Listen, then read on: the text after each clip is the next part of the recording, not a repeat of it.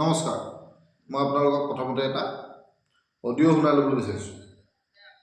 অলপ মাউণ্টটো বঢ়াই দিছোঁ। সময় 12 বজাত আপোনালোকে পঞ্চায়তৰ সন্মুখত বাইদেউসকল মই পুনৰ পৰা কৈছোঁ যে আপোনালোকে অহা 7 তাৰিখ সময় 12 বজাত আপোনালোকে পঞ্চায়তৰ সন্মুখলৈ সকলো সদস্যাই আপোনালোকে আহিব। 10,000 যোনে যোনে চেক পাইছিলে সকলো সদস্যাই আহিব আৰু লগতে আপোনালোকৰ দিহানাম বিহু আৰু কোনোবাই যদি কিবা ভেকচিন দিব পাৰে বা কিবা আপোনালোকে ড্ৰেছ পিন্ধি কিবা কালচাৰ কৰিব পাৰে আপোনালোকে তেওঁলোকে কথাখিনি পাতক। আৰু আমাৰ খন্তেকৰ কাৰণে আপোনালোকে সকলো কিন্তু পঞ্চায়তৰ সন্মুখলৈ আমাৰ কলেজ তিনিআলি বা আমাৰ কলেজৰ ওচৰলৈকে সেইখিনি গোটেই মানুহখিনি 2 পাৰত থাকিব লাগিব বুলি আমাক কালি নিৰ্দেশনা দিছে যে 10,000 পোৱা সকলো মহিলাই আপোনালোকে কিন্তু উপস্থিত থাকিব লাগিব। অন্যথা আমি যিসকল সদস্য নাহে আমি কিন্তু নামখিনি ৰাখি থ'ম আপোনালোকৰ পাছৰ 25,000খিনিৰ কাৰণে আপোনালোকে পিছত যাতে আপোনালোকে পালেও আপোনালোকে ধৰক উপযুক্ত হ'লেও আমি দিবলৈ বাধ্য কিন্তু নহ'ম, সেই কথাটো মনত ৰাখিব।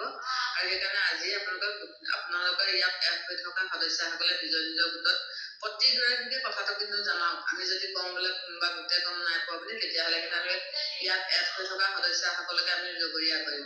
সেই কথাটো আপোনালোকক আগতীয়াকৈ অৱগত কৰোৱা হ'ল। বাইদেউসকল নমস্কাৰ, মই ঋতু আগবঢ়া। আপোনালোকে শুনিলেনে অডিঅ'টো যে 10,000 টকা সকলোকে যাবলৈ কৈছে। যোৱা 2-3 বছৰতো 10,000 টকা দিম বুলি দৌৰাই ফুৰাইছে। তাৰোপৰি এতিয়া 10,000 টকা দি মানুহ মানে এনেকুৱা হৈছে যে 10,000 টকা দি মানুহ কিনি ল'লে। এই অডিঅ'টোৰ মতে যিটো কৈছে ইয়াত বোলে আকৌ পিছত 25,000 দিব, 25,000 বিবেচনা নকৰে।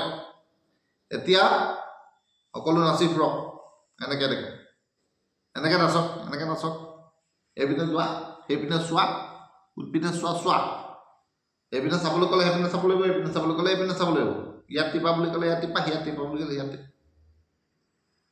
আপোনাৰ যি কয় তাকে শুনিব লাগিব নেকি? এই কথাবিলাক আমাৰ সকলোৱে জনা উচিত যে যদি এই ভিডিঅ'টো বা অডিঅ'টো যদি ফেকো হয়, কিন্তু নিউজ চেনেলত ওলাইছে গতিকে ফেক নহয় বুলি মই ভাবিছোঁ। আৰু এই অভিযোগবিলাক বিৰোধী পক্ষৰ পৰাও উত্থাপন হৈ থাকে যে এনেকৈ অৰুণোদয় পোৱা মানুহক ব্লেকমেইল কৰা হৈছে বা এনেকৈ 10,000 টকা দিম বুলি মানুহক ব্লেকমেইল কৰা হৈছে। যদি কথাখিনি সত্য হয় তেতিয়াহ'লে এইটো অকণো এখন গণতান্ত্ৰিক ৰাষ্ট্ৰৰ কাৰণে মুঠেই সুখকৰ কথা নহয়। কাৰণ এখন গণতান্ত্ৰিক ৰাষ্ট্ৰত ৰাজসাহাৰ্য দিছে, এয়া চৰকাৰ পইচা দিছে, চৰকাৰী ৰাজহৰ টকা দিছে, কাৰো অনুগ্ৰহৰ পইচা নহয়। বা এই কথাটো ভাল স্কিম হ'লেও বেয়া স্কিম হ'লেও যি স্কিমেই নহওক, লাগিলে ভালেই হওক বেয়াই হওক, এইখিনি চৰকাৰী টকা, কোনো আৰু অনুগ্ৰহৰ টকা নহয়। গতিকে কোনেও ইয়াৰ পিছৰ পৰা বোলে 25,000 টকালৈ বিবেচনা কৰা নহ'ব।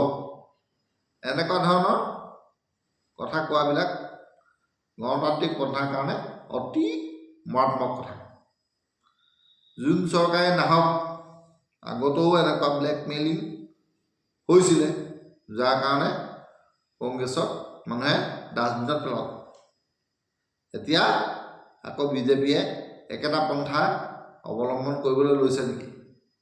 যিসকলে এই পইচাবিলাকৰ কথা বা এনেকুৱা ধৰণৰ কিছুমান বাতৰি ওলাই আছে, কোনোবাই ক'ৰবাত ৰেলী কৰিবলৈ আহিব বুলি কৈছে, তালৈ মাতিছে, এনেকুৱা ধৰণৰ কথাবিলাক হ'লে মুঠেই ভাল কথা নহয়। আৰু পইচা কেইটকামান দি দিলে বুলিয়েই মানুহকেইজনী কাৰো চাকৰ হৈ নাযায়। চাকৰ নিচিনাকৈ আপুনি আমুকলৈ যাওক তেনেকুৱা হোৱাটো উচিত নহয়।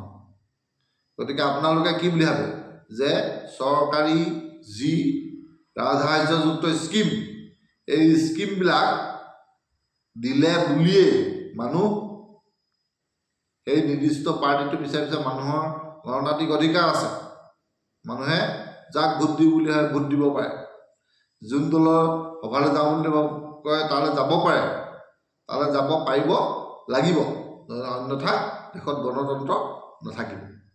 গতিকে আপোনালোকে এই বিষয়ত কি বুলি ভাবে যে এই ব্যৱস্থাবিলাক বা এনেকুৱা ধৰণৰ কথা যিবিলাক আমাৰ ওপৰৰ বৰমূৰীয়াসকলে গম নাপালেও মানে মুখ্যমন্ত্ৰী মন্ত্ৰী বা বিধায়কসকলে যদি গম নোপোৱাকৈ কোনোবাই তলৰ পৰ্যায়ৰ মানুহে তোমাৰ নাম কাটি দিম বা তেনেকুৱা ধৰণৰ কিবা কিবি যদি এনেকুৱা ধৰণৰ প্ৰচাৰ চলাই ফুৰিছে সেইবিলাক ৰোধ কৰাত কিন্তু আমাৰ মুখ্যমন্ত্ৰী মহোদয় বা অন্যান্য মন্ত্ৰীসকলে আগভাগ ল'ব লাগিব। কাৰণ চৰকাৰখনে বহুত ভাল কাম কৰিছে, এইবিলাক দেখুৱাই মানুহ আহিবলৈ অনুৰোধ কৰিব পাৰে, কিন্তু এনেকৈ ধৰণে আদেশ দিয়াটো মুঠেও ভাল কথা নহয়। আপোনালোকে কি বুলি ভাবে আপোনালোকৰ মতামত কমেণ্ট ছেকশ্যনত জনাব পাৰিব। ধন্যবাদ।